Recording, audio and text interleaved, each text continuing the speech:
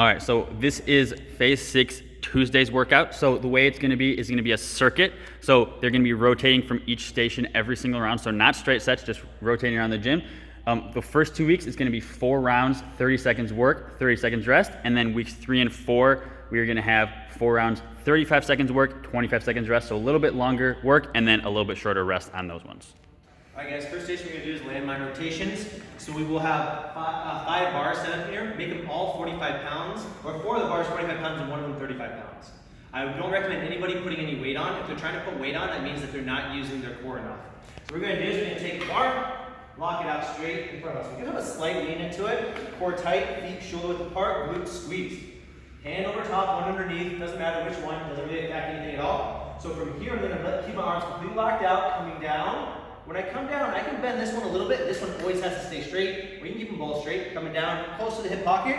Abs tight. We're controlling with our abs. We're not using our hips, right? Control. When you really have to keep your abs tight, it makes it harder. So we want to tell them, hey guys, take a deep breath and you're going to get punched in the stomach. Lock that in, and now we're controlling. So they'll do that for 30 seconds. Then they're actually moving right on to the next station, next station, next station. They'll come back around to this 4 total rounds. Remember, that's a whole change. We haven't done that in about a year, so we're moving around. Station number 2, we're going to be doing single leg RDLs. So we'll have kettlebells laid out here. They can grab your own kettlebells if they want. Kettlebell single leg RDL. First thing we want to teach them on this one is making sure they're going to the right foot. So what we're going to do is we're going to have, I like to teach this way, where I have to give yourself a foot first, come down and reach with the opposite hand to grab it, stand up. Now from here, I have this foot just staggered back just slightly. So now I'm going to smash my toe, snap my hip. So from the side, strong chest, smash my toe, snap my hip. Okay? Next round, when they come back around the circuit, they'll switch arms and legs. Okay? So when they are moving through the circuit style, sometimes people get confused when they come back to this one with what hand to go towards. So just make sure you put a little bit of focus on this station where they're at. Modification is having them have something supported. A lot of people just need a little bit of stability, so they don't need to hold on to it, it's just here to touch. Give them support at that bottom position. We can also do that with dumbbells as well. So with the dumbbells, they give us a lot more variation. So if somebody's grabbing dumbbells instead, we're not using dumbbells for anything today, so they can use dumbbells or kettlebells on this one. Station number 3. We're doing wall balls. So on a wall ball, we are looking for good deep squats. If the weather's beautiful outside, this station can actually be, if you have 2 or 3 people, you're more than welcome to put somebody outside and do wall balls outside as well, okay? So don't be afraid of putting a few people outside if the weather's gorgeous. Just make sure no cars are parked out there if you're gonna do that. So from here, we have a medicine ball, we have 3 points of contact. Hands underneath the chin, in that position here, right? So then we also want to touch the chest in that bottom squat position. So chest, hands, chin, deep squat down, and driving out of it. So here, deep squat down, drive. Touch that gray line, come back down. So it should be one fluid motion. Catch and go. Catch and go. The big thing you see on this one, people don't do a great job of deep squatting. So on deep squatting, what we do if somebody's really struggling, I just take a ball and put it underneath them. Say, okay, they should go down and touch that ball and squat out of there. It helps them get a little bit more depth. If somebody's having some knee issues, doesn't really want to do deep squatting, all they do, grab it here, medicine ball chest pass, and we're popping into the wall, medicine ball chest pass. Try not to go crazy heavy, but they have 30 seconds in circuit style, so they go a little heavier than normal. So we are going to have battling ropes outside. So if you do have people doing wall balls outside, that's okay. Just make sure they're not anywhere near where the battling rope spots are. So on battling ropes, every week we have a different variation. The variation is actually on the card. Down at the bottom, and it says notes. And it says the different variations we're going to use each week. So I'm going to teach you different variations. First one is going to be hands, 2 hands, handle up, alternating. So when we say handle up, this is handle up my hand. This is handle down.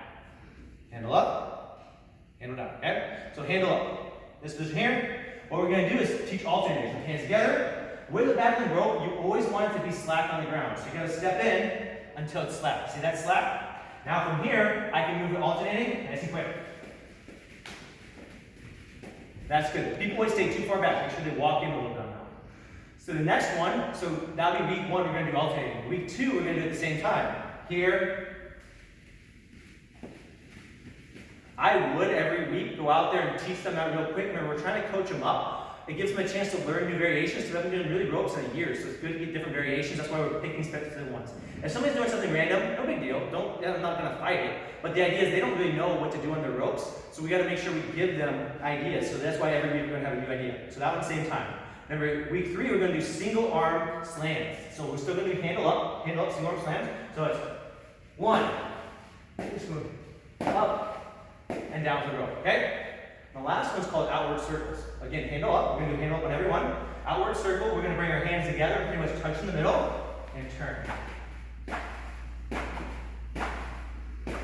Nice thing about this is they can pick one variation and stick with it because they're going to be doing 30 seconds there and then they're moving on to another station. So their shoulders are going to get smoked for 30 seconds, but they'll have a nice break before they come back.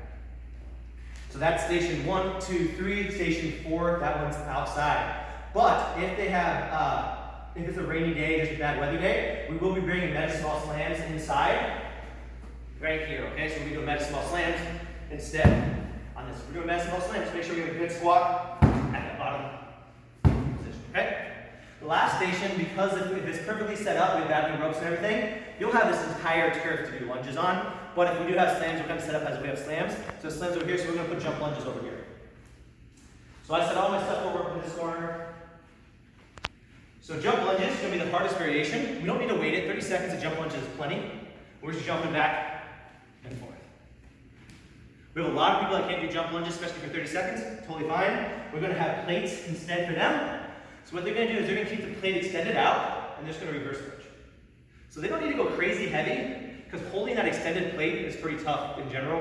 If it gets too heavy, they're not going to be able to hold a good posture. So keep the weight light, or just lunging back and forth. Somebody that has knee issues, we're just going to bring them over here. We'll have some plastic boxes sitting here. We'll pull the plastic box out, and then from there we're just going to do a side-to-side lateral step up. So here, back. All right, that's Tuesday's workout. Go. All right, guys, this is the inverse ladder finisher. So the way it works is we're going to do 21 reps of one and 3 reps of the other exercise. We have 2 exercises. Then we're going to go down the ladder on one and climb the ladder on the other. So go 21, 15, 12, 9, 6, 3. And the other one's going to go 3, 6, 9, 12, 15, 21. But you'll do 21 of the bootstrappers and then 3 of the shoulder presses, and then back and forth that whole time. The nice thing is they are very independent exercises, meaning like they don't really affect each other too much. However, there are 2 muscle groups that burn out really easily. So this one's a nice challenging one. The 2 muscle groups will get completely smoked, but they don't affect each other in a sense. So it'll be kind of a fun one. We do have a 5-minute time cap on this. I think most people get done inside of 5 minutes, but some people might get stuck because of the rep ranges we have. So first one is bootstrapper. So we have a couple different variations of bootstrapper. The hardest variation, we're going to grab a kettlebell or a dumbbell. They can hold a dumbbell to the side on this one too. So here, you're going to drive those hips up and down. On bootstrapper, I did find that if I did without a weight, this one wasn't near as hard. So try to encourage people to do a little bit of weight on this one. But you can do a body weight too, elbows inside, up.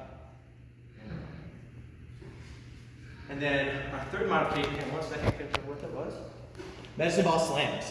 So if they can't do either of those, they can just do a medicine ball slam. So grab a slam ball, we're gonna pick the ball up, slam up and down for 21 reps. You're gonna pair that together with banded shoulder presses. Stand on the band, here abs tight, drive it up and down. Okay? They'll only do 3 of those. Then we'll go back and we'll do 15 bootstrappers, 6 of these. So a couple modifications. First thing is somebody really doesn't like the band because it's rubbing against their shoulders. They can grab a kettlebell or a dumbbell, and they can hold it here and press just one though.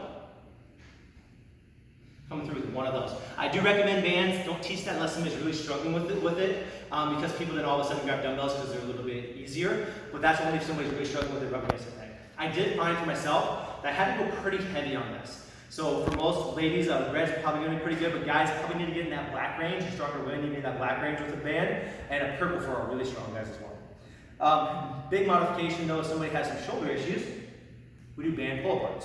So we're going to do the overhand band pull apart on this one because we're looking for a little bit more speed out of it. Coming through, squeeze those shoulder blades together, and then do the same rep range just doing those. That's the finisher.